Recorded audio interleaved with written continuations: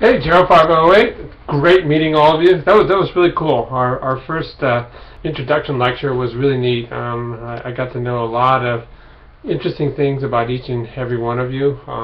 Obviously, most of you are positioning yourselves to take on administrative roles in terms of running some type of facility for older adults, and that's really cool.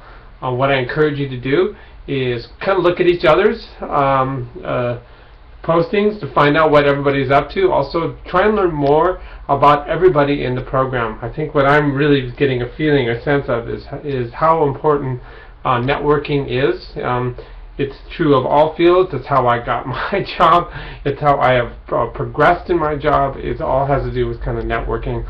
And so I think you all can learn from each other, and why reinvent the wheel? You know, a lot of you are doing things that people already have got things into place, and so let's kind of talk that up and see who we can talk to help guide each and one of you. All right, so we began now with the epidemiology of aging. So we've got the introduction to the aging, and then really, how do we go about studying things? And this is really important stuff, because each and every one of you will in some way be collecting data on the people you work with. We'll be collecting data on the facility and how well you run it, healthcare delivery, all these different things. And all this goes into a database, and especially in our modern world of cloud computing and data sharing and big data sets, and really making a difference by looking at the data. This is the future, so this is something that each one of you should really take seriously. One thing you kind of have to think about in terms of epidemiology is how often you are putting yourself into the mix. Every time you sign up for something, there's some epidemiological data on you that is given up. And especially when you go see the doctor, you fill out those forms and they ask all about family history. That can be your personal history, your personal habits, your age, your sex, your political savvy, your political direction, whatever. They on and on and on. And each one of those bits and pieces gets entered into a database. Now, if we were like other countries and we had more socialized aspects of medicine, we'd have this big national database that everybody can draw from. This is something that was written into the Affordable Care Act. It's slow in coming. So we are like miles behind other countries, and it's really a shame in the United States. In that each and every healthcare facility has their own database, but they don't share. So we have Blue Cross Blue Shield, we have Kaiser Permanente, we have extended care facilities, we have limited care facilities. It all should be in the same database, so we can all draw from it and all learn from it. So that's something that I think we can hope for in the future. Okay, so we have the HWorks chapter that really just kind of lays things out, and this is in terms of epidemiology, and this is really compressed in a really nice way by Amy and Zarish.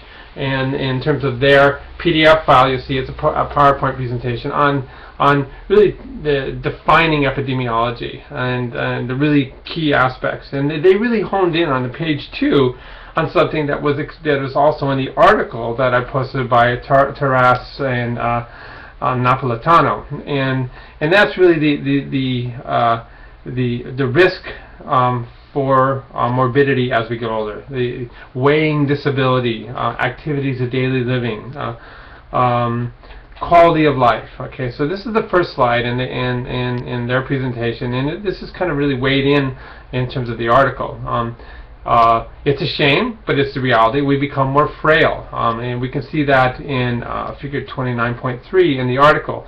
You see these this peak, valley, and then a second peak. Okay, and it has to do with infant mortality, and then frailty and vulnerability. And so, in what we get out of this article, and what we get out of the HWorks, and what we get out of what Amy and Zarish tell us is.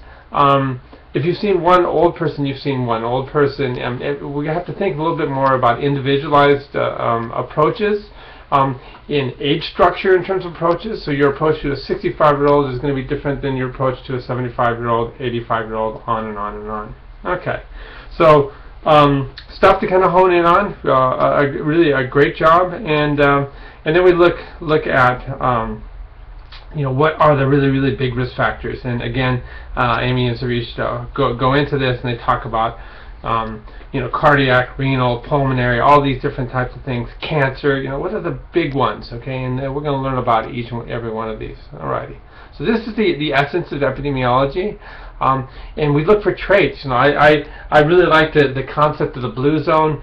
Something else that's really interesting in our country is the cancer maps. Where are the different hotspots of cancer? Parkinson's disease was found to be really hot up in Salinas Valley. Why? Because the epidemiology proved that it was exposure to pesticides. There was Love Canal and cancer. Remember that in New York? There's a Chernobyl, okay? Obviously we learned about the environmental effects of radiation. So this is all epidemiology, hotspots, and there are these places all around our country where different types of cancer are peaking, and so we're trying to find out what is unique about the environment there. The blue zone, what are these people doing right, okay? Choose good parents, okay, is the old fable, but also, a lot of what we're going to get into. We're going to watch our diet, we're going to exercise, all these things that you have control over. Okay guys, enjoy, and we'll see. Have a great Memorial Day weekend. Sorry that we had to do this then, and we'll see you on Tuesday.